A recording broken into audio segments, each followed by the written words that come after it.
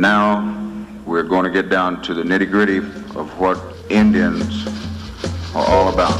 I still say we Indian people are believers in the truth. This is the way of life that was given to your people. You're born an Indian, you're going to die an Indian. Indianness is a good life.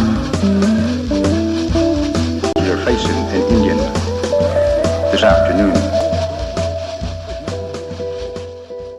Good Saturday afternoon out there, everyone. Hopefully everybody's all thawed out, ready to go. It's your number one source for Native American television news, Native News Today. Kyla McCown with Jason Salzman here, ready for the next 30 minutes. We've got a great show lined up for you, and we've made it. We've actually made it through the last week. It's been tough, but we've had short work weeks. It's been kind of strange around here. It has been really weird. Has it affected you guys with the paper too much? Or? Yeah, it did. Too many things being canceled. Too many events out there that haven't made. So it's tough to go out and cover those whenever they're not happening because of the snow and ice. But I'm sure you guys are making do.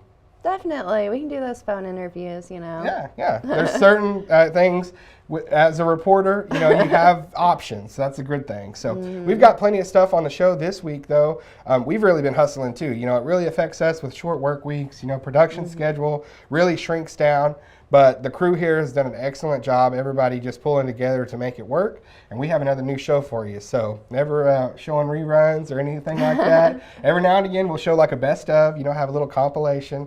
But for the most part, we're going to have you fresh content every week. And that's no different than this week. We have lots of good stuff. As I said, the Angel Tree Project going on over at Children and Family Services. Kyla, no matter what the circumstance is, every kid needs a good Christmas. Definitely, yeah. And that's just like the reintegration program and their toy drive. And it's just great to see that all these kids will have something to open. That's what's great about the Creek Nation. There's all these little different departments that are doing things around holiday time, whether it's a food drive or whether it's toys or gifts or, just anything. People walking around downtown singing Creek hymns during, Alt-Mogi Christmas downtown festivities. Whatever way that we can contribute and be a part of the grand scheme around the holiday season is, what we'll be doing. So we're going to cover that. We've got angel trees going on. We've got all kinds of philanthropy. We've got a little bit of hard news, too, with our literacy app thing. Wow, yeah. Yeah, Amanda actually went over and talked with some of our education folks, and there's a really new thing coming out. Really neat, and it's already kind of been ran out in the schools, but specifically geared to Creek kids on this front. So we're really excited to roll that story out. We've also got James Nichols with the ice and snow and everything on the roads.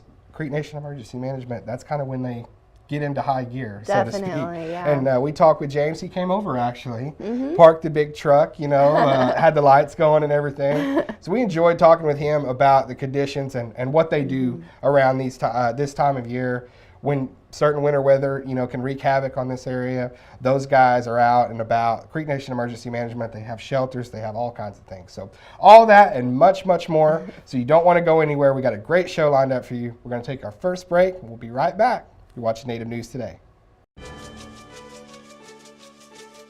Pumakasam gadat, ibufanga, nage, adigat, punhayadit omega, ajayididet omis.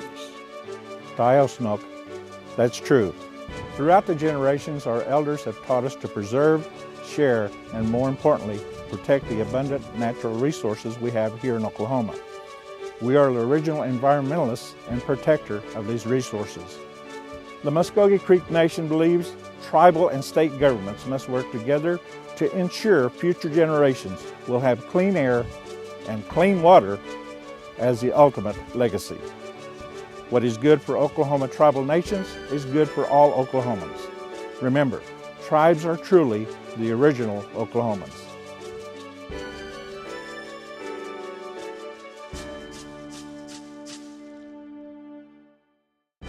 Pumunakadat nak ajagidomen, ajayijahaniat, omen ibuhwakidos.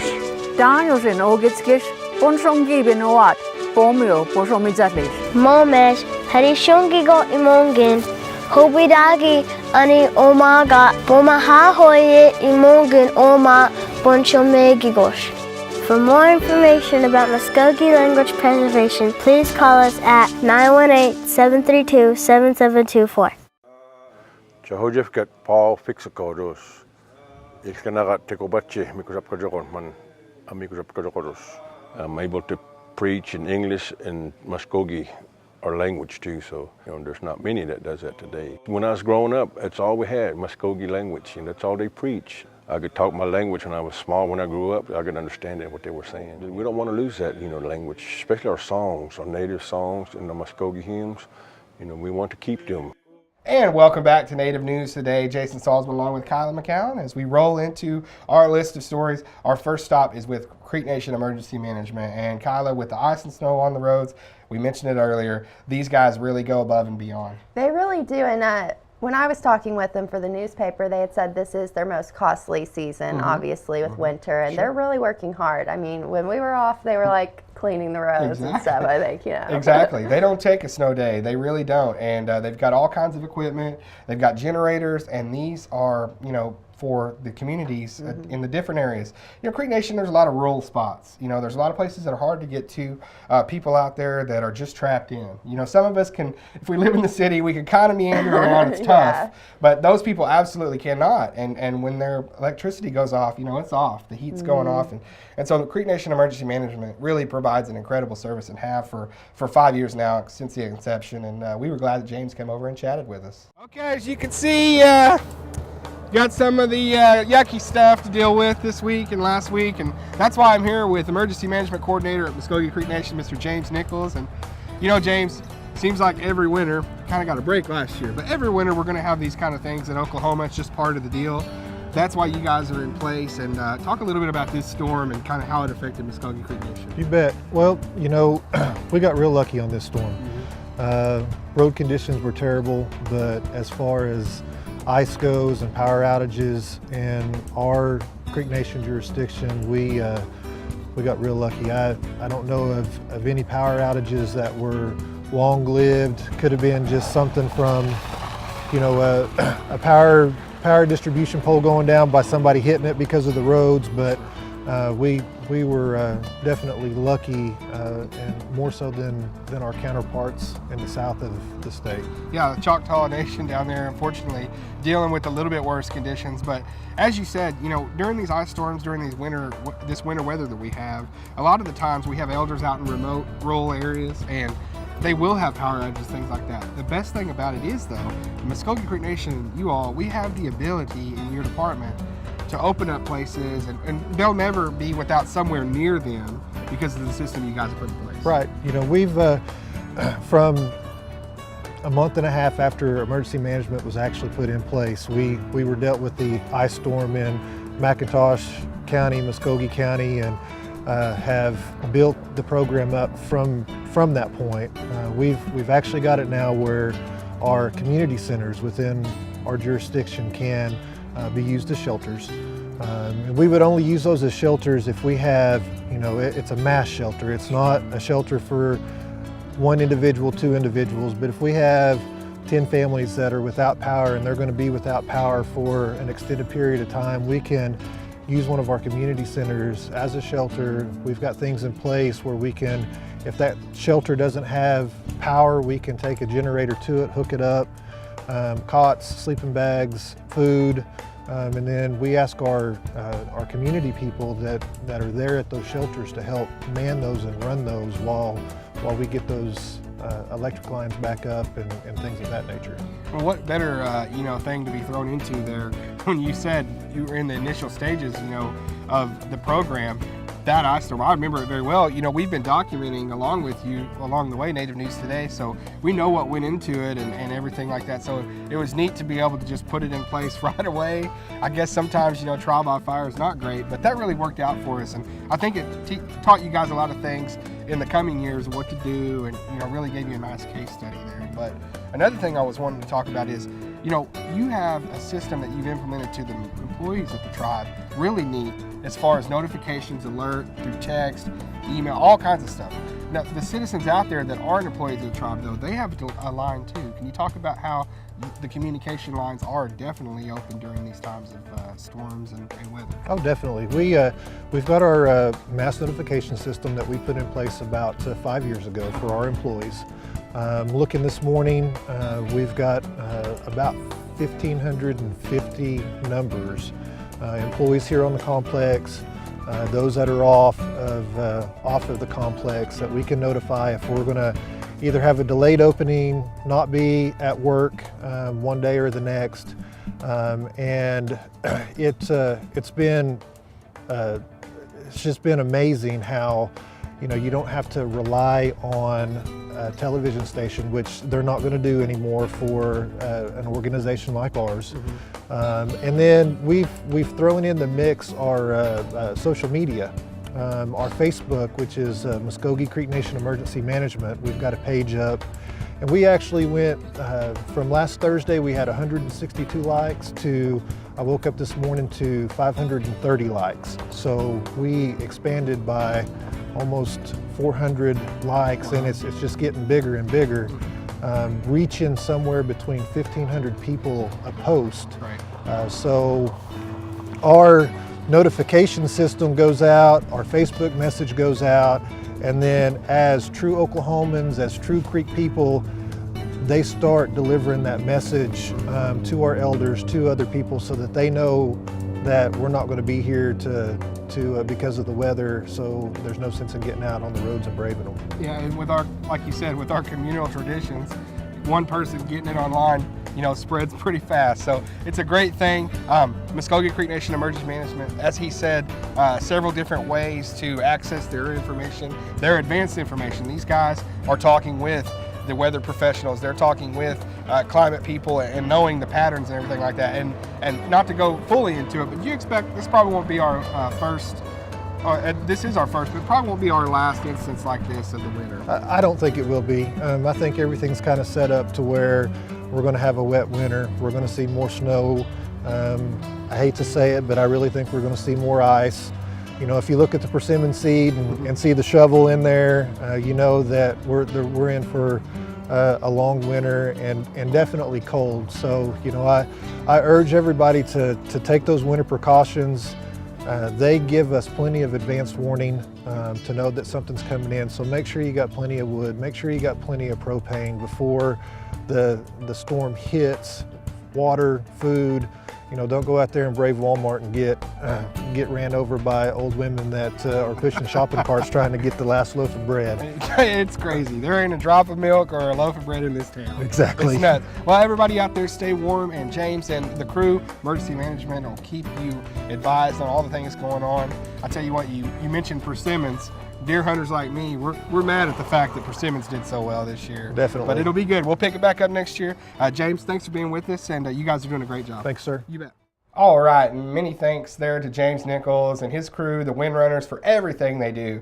It's like Kyla said, we're at home getting a day off, big cup of coffee, got 3 or 4 movies lined up, and those guys are out in the ice and snow. So big props to them, and want to thank them for everything they do.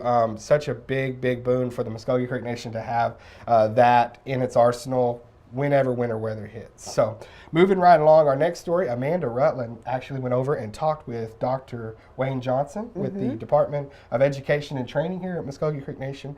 They're very excited about a new app coming out to help with literacy. It is literacy month. Yeah, and it is actually geared towards all citizens, all 77,000 something. Right. But so I think that's going to be really cool once it's through with the whole testing stage. Yeah, and that's what it is in right now. I'm glad you mentioned that, because they're currently in that testing stage where they run it out, just like any curriculum. You want to see what it's going to do and how effective it's going to be. Numbers. And they run it out and see how everything's going to go, and then that's when they take it to the people, put it in the schools. So it's a great thing, and it's actually geared, as you said too, to the native people of the Muskogee Creek Nation with language, and there's all kinds of neat things about it that I'm going to let Dr. Johnson explain here in this story. But we're excited about that, and like I said, it's part of Literacy Month, so it's real timely and connected there, and it's a great thing. We're so excited that they're involved in it, and we were glad Amanda got to go over to talk to Dr. Johnson about it. I'm Randy Narkamy Watson, and I'm with the Department of Education and Training for Muskogee Creek Nation. The literacy program was developed out of the chief's office, so it was kind of a directive, and his idea. So it kind of trickled down to us, and we kind of took it full force. We're undergoing our first kind of wave. We're partnering with the Department of Education and Training, so that's JOM, Head Start, Eufaula Dorm. We're also working with child care, and we're getting all the participants in those programs and signing them up. The next wave will be working with citizenship so that we can send out individual logins for the citizens. They'll basically use their roll number, and then we'll get their password. Everybody will have their own individual login because the MyOn will be tailored to that specific person. So depending on the age group, and what it'll do is it'll grow with that child or that reader, and it'll actually give you suggestions of books to read. You'll take tests after the books. Say I'm a third grader, so I go on there, and I'm gonna look at it, and it's going to ask me some questions. You know, do I like sports? Do I like crafts? Do I like arts? You know, it's going to kind of ask you different questions. And then from there, it'll cue kind of a set of books. And then you'll be able to go through those books and start reading them. It only goes up to the 12th grade level. So an adult would only be able to access those books. That's why we're also hoping to start implementing the Creek readers. I think one of the reasons that we chose MyOn in particular was because it's an online program, which means that accessibility, you know, with this program is 24/7. It is in its infancy stage in terms of development. It's a little bit unique in that most of the literacy programs really are about schools, you know, and so a lot of these companies like MyOn are used to developing them within schools. This particular situation, however, is for our tribe. It's for all of our people. It's how then do we expedite the program to provide as much access as we can, and that's kind of where we are. We want, first of all, our citizens to benefit, and then we want our programs to benefit, you know, and so we try not necessarily to look at whether they're enrolled in other tribes or not. The program was approved for 6 months.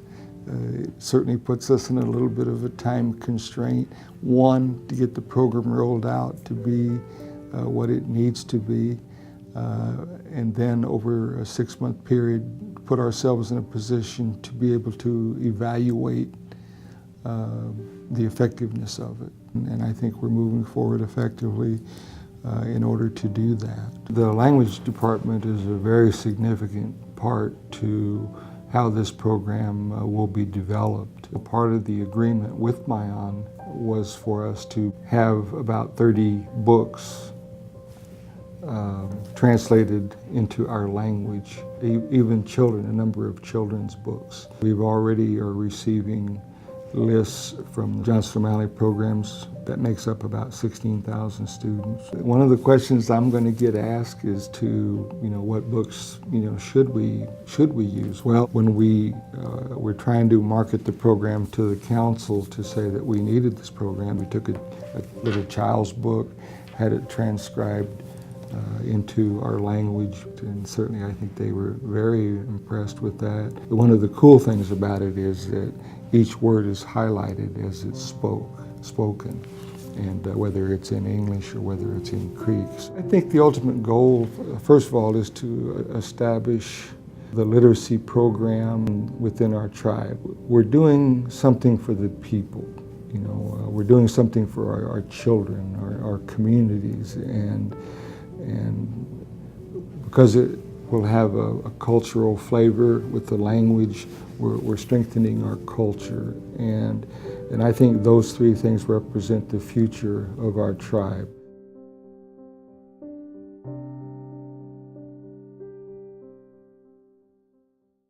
And thanks again to Dr. Johnson for the time, employment and training, human development, education, reintegration. So many people under him and so many people working together to make that human development division really, really good. And he does a great job over there. So big props to him and all those people there as well. And as we mentioned earlier in the front of the show, about how many of the departments at Creek Nation really come together during the holiday times. Yeah. This is another great example. And what I was, pleased to find out, Kyla, is that the ladies over at Children and Family Services that put this together, it's like a whole year thing.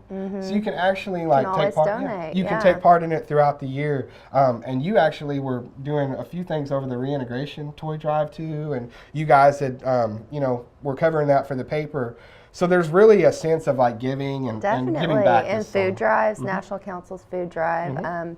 They've had a lot of things. They really are giving back this time of year. I know. The next thing you know, we're going to have Chief out ringing a bell at Walmart or something. You never know. I mean, it might happen. I hope I didn't, make him, commit him to anything on television. But sorry, Chief, if that's not something you were going to do this year. But everybody out there knows that this is the great time of year, not only for gifts and, hey, I got this, but we all know it feels a lot better to give. And what a great way with the Angel Tree. There's some needy kids out there, and everyone deserves a present on Christmas, and they make sure it happens, the Muskogee Creek Nation Angel Tree Project. This project is put on by Creek Nation Children and Family Services. It's been going on for approximately 15 years. And what happens is every year the children that are involved with Creek Nation Children and Family Services child welfare, those families that are in our Safe and Stable program, those families that are involved with family domestic violence, these Creek children, we take their names and we get wish lists from them. And we put those on an angel that Jessica is holding, and we ask the kids themselves to put what they want on there from Santa, and of course the little ones, their foster parents or caretakers or parents put that on there, and we hang those on our tree. This year we were extremely blessed in that all the angels were taken, as you can tell, but this is just something that is there for these children. These are children that are from different circumstances. These are our Creek children that are involved with situations where they've been removed because of abuse or neglect. These are children that their families may be involved in the domestic violence situation, and those that we're supporting with our Safe and Stable program to keep them in the home. These are needy children that we want to do a little something for them for Christmas, just so they have that Christmas experience. This Angel Tree also funds our Christmas party for the children that are involved in this as well. The kids get together, do fun activities, and they get to meet Santa. They get a nice candy sack, and that money also goes to contribute to that. As well as when the gifts come in, we need extra money to kind of supplement some of the gifts so that it's equal. And we also need money for those children that may come into custody between now and Christmas. So not only do we have the need of the angels to be adopted every year, but we also have need for donations, and that money can come in. They can contact our office here at Creek Nation Children and Families and let us know they want to donate to the Angel Tree Fund, and that money is well appreciated. And they can do that. There's no deadline for that. They can do that for next year, starting now as well. And that this is the special thing is this is for our Creek kids. This is Creek families, so this is our way of giving back, and any help in that program is well appreciated. We are very appreciative that over 120 angels were adopted this year, and it's not even the end of the deadline. We are very appreciative to the donors that we've had throughout the different communities and the different organizations and companies that have helped donate. For instance, the Oklahoma Bar Association has donated over $1,000 for the Angel Tree, as well as the local Omogi Chiropractic has donated monthly since October to help provide such a great gift for our Creek children. The program that we have is so special because it helps our Creek children and making sure that these kids who may not have had a Christmas before will have something special to open up this Christmas.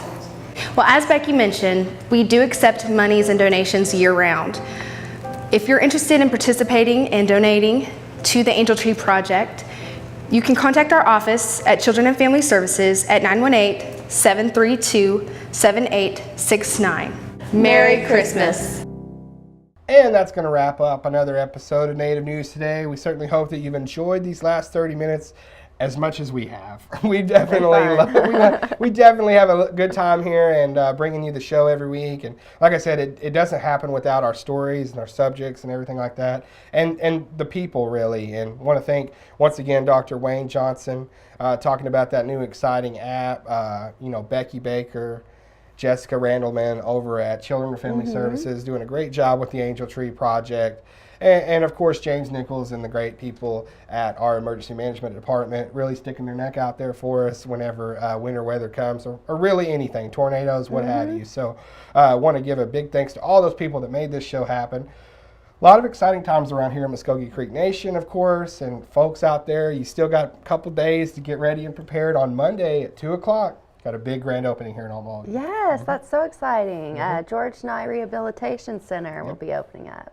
I know a lot of people really excited about that. You know, when we first, when everybody, you know, the news started getting out, kind of in the Muskogee Creek Nation looking at George Nye, there was like this excitement and what are they going to do with it, you know, and things like that. And really exciting time. And we went up to Norman and was there with President Boren as he signed over, and, you know, Chief and him with that relationship, you know, really a strong thing, because not only is President Boren, you know, the president of the University of Oklahoma, best school in the state, definitely after last week. Definitely after last week, but no. But he's a statesman. You know, he's been a long time public servant in Oklahoma, well respected, and that's the kind of relationships that Muskogee Creek Nation wants to harbor, wants to build, and it's a great thing there. And George Nye is just another step in that. And I know a lot of people are excited to get started over there. Definitely. I think they've got the new sign up. Right? Yeah. That's a big part of it. Yeah. You got to know where you're going, right? Definitely. Yeah. And not only is that making big headlines, but also a bill just passed, and we'll be talking about that in Native News Today. I've actually reached out. The governor's office, Governor Mary Fallon, actually called me back and wants to be a part of Native News Today. Come on, talk about that new legislation.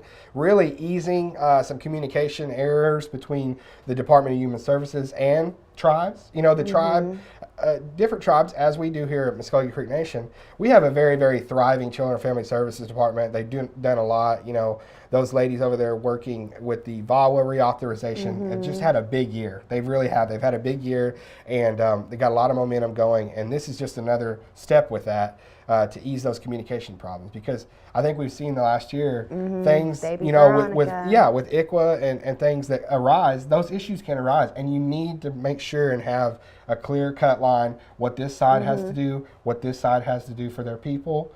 It's a situation where things can come up. Yeah, definitely. And I mean, I think it's just they'll definitely be working on the communication. I know they've been working on it, you know, with the government. And so. Yeah, and Jackie Hensley, a big part of this, the liaison for tribal affairs for the governor.